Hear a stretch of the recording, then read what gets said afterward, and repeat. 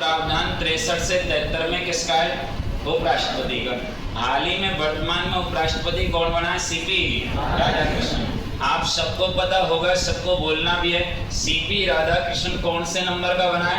15 number का। क्या बना है? उपराष्ट्रपति। पूर्व में ये महाराष्ट्र का क्या था?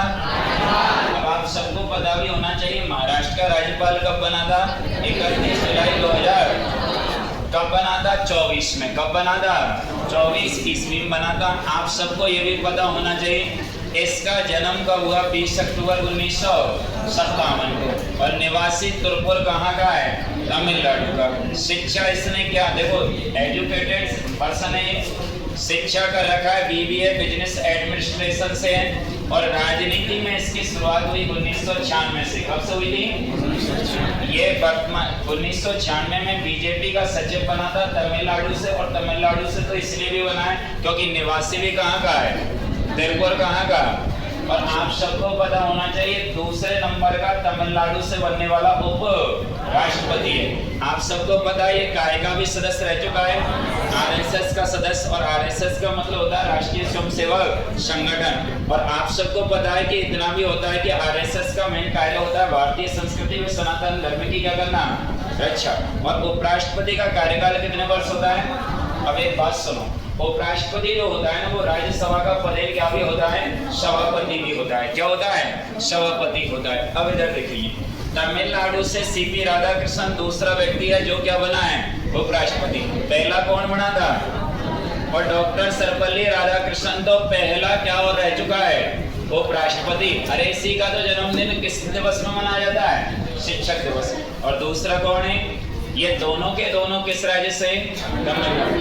अब एनडीए की तरफ से चुनाव लड़ा कौन? सीपी राधाकृष्णन। कुल वोट कितने पड़े? बहुमत से कितने? समझना मेन बात यही है एग्जाम में, बहुमत से 68 ज्यादा पड़े। और आईएनडीआईए की ओर से मतलब विपक्ष की ओर से चुनाव कौन लड़ा था? 20 सदस्य। देखो उम्मीदवार मेन कांटे की टक्कर केवल में होती है। और आप सबको पता है इसको वोट कितने पड़े? और याकू कितने पड़े? 452। बोलो कितने? अगले को कितने?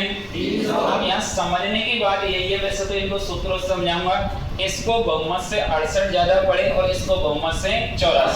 ये क्या था इसको समझेंगे। कुल वोट कितने पड़े थे? 700। और सांसद कितने थे? मतलब 781 वोट पड़ने चाहिए थे, लेकिन वोट कितने पड़े? 767। और पढ़ने कितने चाहिए थे? 781। लेकिन आप सबको पता है कि कितने सांसद अनुपस्थित रहे थे? 14। और अवैध वोट कितने पड़े थे? 15। और जीत का अंतर कितना आया? मेन लाइन एग्जाम में यही आएगी। इस चुनाव में जीत का अंतर था कितना? और आप एग्जाम में ये कर जाते हो, जो गलत हो जाता है। आपसे पूछे कि इसको वोट कितने पड़े और जीत का अंतर, बहुमत से कितने ज्यादा? 68। इधर बहुमत से कितने कम?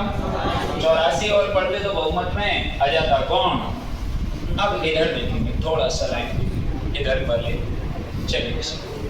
तो ये आपका था डॉक्टर सर्वपल्ली राधाकृष्णन। और आप सबको पता है कि डॉक्टर सर्वपल्ली राधाकृष्णन देश का कौन सा राष्ट्रपति है?